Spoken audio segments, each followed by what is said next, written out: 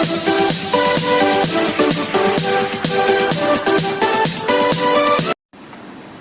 Friends, स्वागत है आपका अपने YouTube चैनल लॉ ट्यूब में और मैं एडवोकेट श्लोक भट्ट आपका स्वागत करता हूं। दोस्तों, आज का वीडियो है बच्चों के विषय में। बच्चों के क्या कानून हैं, बच्चों को हमारे संविधान ने क्या अधिकार दिया है और बच्चों को शोषण से, चाइल्ड लेबर से और अन्य प्रकार के जुर्मों से बचाने का क्या प्रावधान है। आज हम इसी पे बात करेंगे, लेकिन आगे बढ़ने से पहले आप सबसे मेरा निवेदन है कि कृपया मेरे चैनल को बेल आइकन का बटन दबा करके सब्सक्राइब कर लें, ताकि मैं जो भी नया वीडियो डालूं उसकी अपडेशन आपको मिलती रहे, नोटिफिकेशन आपको मिलती रहे। तथा मेरे वीडियो को लाइक एंड शेयर ज़रूर करिएगा, ताकि मैं जो भी जानकारी आपको दे रहा हूं वो अन्य लोगों तक पहुंच सके। दोस्तों, आइए अब शुरू करते हैं आज का वीडियो। जिस टॉपिक पे हम बना रहे हैं उस टॉपिक को, दोस्तों वैसे तो हम हमेशा बच्चों के अधिकार की बात करते हैं, लेकिन जब बात आती है तो हम ये सोच करके टाल देते कि अरे बच्चे हैं, इनको क्या कानूनी अधिकार मिलेगा, इनका क्या होगा। लेकिन ऐसा नहीं है। हमारे देश के संविधान ने, हमारे कानून ने बच्चों के अधिकार, बच्चों के शोषणों को रोकने के लिए और बच्चों को उचित न्याय दिलाने के लिए कई प्रावधान किए हैं, जिनमें समय समय पर संशोधन भी किया गया है और उन्हें और प्रभावशाली भी बनाया गया है। इसका मेन मकसद यही है कि लोग बच्चों के अधिकारों की कद्र कर सकें, बच्चों को जो है उनको न्याय मिल सके, और बच्चों का कितना इम्पोर्टेंस है इस चीज़ को आप इस तरीके से जान सकते हैं कि अंतर्राष्ट्रीय मानव अधिकार के नियम जो हैं उनमें अनुच्छेद 54 में बच्चों के क्या कानून हैं, बच्चों को आर्थिक, सामाजिक और राजनीतिक क्या क्या अधिकार मिले हैं, एक साथ दिए गए हैं। दोस्तों, इस चीज़ को और बृहद जानने से पहले हम ये जानेंगे कि बच्चे की परिभाषा क्या है। भारतीय विधि अनुसार, यानी कि इंडियन लॉ के अनुसार, वो स्त्री जिसकी उम्र 21 वर्ष से कम है, वो है एक किशोर की एज में आती है, और जिस लड़के ने अपनी 18 वर्ष की आयु नहीं पूरी की है वो आता है जुवेनाइल में, किशोर में। अब चलते हैं, हम बात करते हैं कानूनों की। दोस्तों के सबसे पहला हमारे जो देश में कानून बना वो है बाल विवाह निषेध अधिनियम 2006। भारत में बाल विवाह निषेध अधिनियम 2006 को 1 नवंबर 2007 को लागू किया गया था। यूनिसेफ द्वारा 18 साल की उम्र से पहले लड़कियों की शादी बाल विवाह के रूप में परिभाषित किया गया है और इसे मानवीय अधिकारों का उल्लंघन माना गया है। इस अधिनियम का उद्देश्य बाल विवाह के आयोजन पर रोक लगाना, बाल विवाह निषेध अधिनियम 2006 को बाल विवाह प्रतिबंध अधिनियम 2029 के स्थान पर लाया गया था। अब चलते हैं हम दूसरे कानून पे। भारत में बच्चों से संबंधित सबसे अधिक वाद विवाद वाला अधिनियम है बाल श्रम निषेध और विनियमन, यानी कि चाइल्ड लेबर एक्ट अधिनियम 1986, यानी कि 1986। इस अधिनियम में इस बात का उल्लेख किया गया है कि बच्चे कहां और कैसे काम कर सकते हैं और कहां काम नहीं कर सकते हैं। अब आते हैं हम अधिकार पे। शिक्षा का अधिकार 68वें संविधान संशोधन अधिनियम, यानी कि 68 अमेंडमेंट ऑफ इंडियन कॉन्स्टिट्यूशन 2002 के द्वारा भारतीय संविधान के अनुच्छेद 21A को, यानी कि आर्टिकल 21A को मौलिक अधिकार के रूप में शामिल किया गया, जिसके तहत 6 से 14 वर्ष के सभी बच्चों को मुफ्त और अनिवार्य शिक्षा प्रदान की जाने की व्यवस्था की गई है। अब बात करते हैं बाल तस्करी, जो कि हमारे देश का पूरी दुनिया में एक बहुत बड़ा अपराध है, बच्चों की तस्करी, और हर जगह ये क्राइम बहुत ही हाई रेट में होता है। तो दोस्तों, यूनिसेफ के अनुसार 18 साल से कम उम्र के किसी भी व्यक्ति को किसी देश के भीतर या बाहर शोषण के उद्देश्य से भर्ती, परिवहन, स्थानांतरित यानी कि ट्रांसफ़र या आश्रय प्रदान किया जाता है तो यह बाल तस्करी के अपराध के अंतर्गत आता है।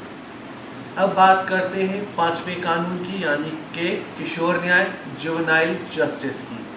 किशोर न्याय बच्चों की देखभाल और संरक्षण अधिनियम 2000। किशोर न्याय बच्चों की देखभाल और संरक्षण अधिनियम 2000 भारत में किशोरों के न्याय के लिए प्राथमिक कानून का ढांचा है। इस अधिनियम को 2006 और 2010 में संशोधित किया गया था। 2015 में जन भावनाओं को देखते हुए भारतीय संसद के दोनों सदनों द्वारा इस बिल को संशोधित किया गया और किशोर की अधिकतम उम्र को घटाकर 16 वर्ष कर दिया गया। अब आते हैं नेक्स्ट कानून पर, बाल यौन उत्पीड़न अधिनियम 2012। भारत में 53% बच्चे किसी न किसी प्रकार से यौन उत्पीड़न के शिकार हुए हैं, चाहे वो घर में हो, बाहर हो, आस पड़ोस हो या स्कूल हो। हर बच्चे को यानी कि हमारे देश के लगभग 53% बच्चों को किसी न किसी रूप में यौन शोषण का, बाल यौन शोषण का सामना करना पड़ा है। इसी को देखते हुए सरकार ने इस अधिनियम को पुरुष और महिला दोनों के लिए लागू किया गया।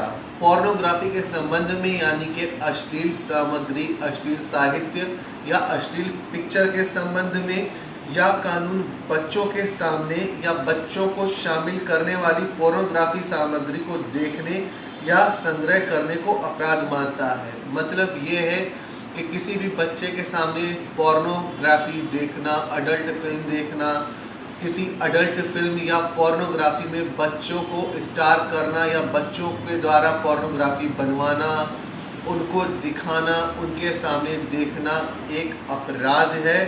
और यह अधिनियम बाल यौन दुर्व्यवहार को दंडनीय बनाता है कि अगर आप बच्चों के सामने किसी भी प्रकार से पोर्नोग्राफी देख रहे हैं, उन्हें उसमें शामिल कर रहे हैं या उनका किसी भी तरीके से कोई भी यौन उत्पीड़न कर रहे हैं, तो भारतीय विधि के अनुसार ये एक दंडनीय अपराध है। अब आते हैं दोस्तों हम दूसरे कानून पे, जुवेनाइल जस्टिस एक्ट, जिसको शॉर्ट में बोलते हैं जेजे एक्ट और हिंदी में बोलते हैं किशोर न्याय अधिनियम। दोस्तों, इस एक्ट में बच्चों को सुरक्षा और अधिक प्रदान की गई है। इस एक्ट के अनुसार यदि किसी भी किशोर बच्चे या बच्ची को यानी कि लड़का या लड़की को उसके माता पिता, टीचर या कोई भी व्यक्ति बिना किसी वाजिब कारण के मारता है, बगैर किसी लेजिटिमेट इंटेंशन के मारता है, तो वो एक दंडनीय अपराध है। इसमें आपके साथ या मारपीट जो भी आदमी बच्चों को मार रहा है उसके ऊपर जेजे एक्ट के साथ साथ आईपीसी के अंतर्गत भी कार्रवाई हो सकती है। इसके अनुसार आईपीसी की जो केसेस दर्ज होंगे उनमें जो भी ये कांड करता है या जो बच्चों को मारपीट कर रहा है, अगर वो दोषी पाया जाता है या जेजे एक्ट के अनुसार दोषी पाया जाता है तो उसे 6 महीने तक की सज़ा हो सकती है।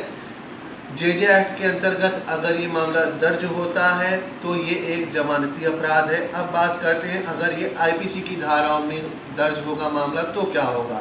अगर बच्चों के साथ मारपीट करी है किसी ने बगैर किसी वाजिब कारण के, तो आईपीसी की धारा 223 यानी कि इंडियन पेनल कोड के सेक्शन 223 के तहत केस दर्ज होगा, जो एक गैर संज्ञेय अपराध है।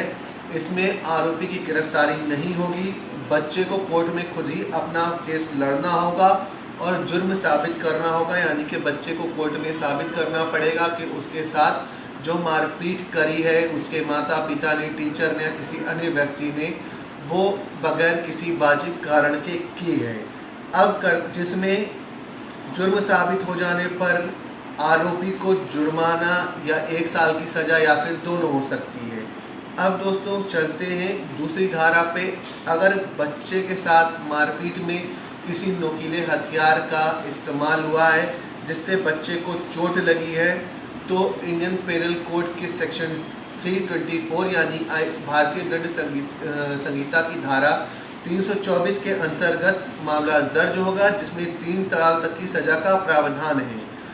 जानलेवा चोट पहुंचाने पर यानी कि बच्चे के साथ ऐसी मारपीट या हाथापाई की गई है जिसमें उसे कोई जानलेवा चोट लगी है, तो भारतीय दंड संहिता की धारा 326 यानी कि आईपीसी का सेक्शन 326 के तहत मुकदमा दर्ज होगा, जिसमें 10 साल तक की जेल या उम्र कैद हो सकती है। अगर सिर पर चोट लग गई है तो आईपीसी का सेक्शन 308 दर्ज होगा केस, यानी कि अगर बच्चे के साथ हाथापाई या मारपीट करी गई है और मारने वाले के द्वारा बच्चे के सर पर चोट लग गई है, तो आईपीसी का सेक्शन 308 यानी कि भारतीय दंड संहिता की धारा 308 के तहत केस दर्ज होगा गैर इरादतन हत्या का प्रयास करना। इसके तहत 3 से 7 साल तक कैद हो सकती है। 326 और 308 दोनों गैर जमानती अपराध हैं। अन्य धाराओं के तहत अलग अलग सजा का प्रावधान है। अब बात करते हैं इसके आगे की दोस्तों। अगर बच्चे ने अपने माँ बाप पर मुकदमा कर दिया है और केस दर्ज हो गया है जिसमें कुछ ऐसी धाराएं लगी जिनकी बात हुई जैसे कि हत्या का प्रयास करना, 308 लगाना, तो इसमें जमानत लेनी होगी। लेकिन अगर बच्चे के बीच में, उसके माँ बाप के बीच में समझौता हो जाता है तो मामला टल सकता है। लेकिन बात फिर वहीं आ रही कि गंभीर धारा जैसे 326 या 308 के सेक्शन के अंडर अगर एफआईआर दर्ज हो जाती है तो मुकदमा का सामना आरोपी को करना पड़ेगा। और उसके अलावा गैर समझौतेवादी मामले यानी कि जैसे कि मैंने बताया 326, 308 इस टाइप के अगर कोई सेक्शंस लगे हैं एफआईआर में अभियुक्तों के ऊपर, तो उस कंडीशन में उसकी एफआईआर सिर्फ हाई कोर्ट से ही रद्द हो सकेगी। उसके अलावा अगर एक ऑप्शन ये भी है कि अगर बच्चे के थ्रू या बच्चे के पक्ष से 306, 308 की एफआईआर दर्ज कर दी गई है और कोर्ट में देखा ये गया है कि जो बच्चा कारण बता रहा पीटने का वो कितना वाजिब है और जो आरोपी पक्ष जिसके ऊपर आरोप लगाया गया है उसने जो अपना पक्ष बताया है, दोनों में क्या अंतर है। अगर आरोपी पक्ष यानी कि माता पिता के ऊपर अगर बच्चे ने आरोप लगाया है और माँ बाप कोर्ट में अपनी दलीलों से, अपने सबूतों के पक्ष से ये साबित कर देते हैं कि उन्होंने जो मारपीट की है बच्चे के साथ या बच्चे को मारा पीटा है वो वाजिब कारण है, कि जैसे मान लीजिए बच्चा पढ़ नहीं रहा है, उसके एग्ज़ाम्स चल रहे हैं, या बच्चा महामारी जैसे इस समय चल रही, इस समय मना करने पर भी बाहर खेलने कूदने जा रहा है, या कुछ ऐसी हरकतें कर रहा है जो उसके जीवन के लिए या उसके चरित्र के लिए सही नहीं है।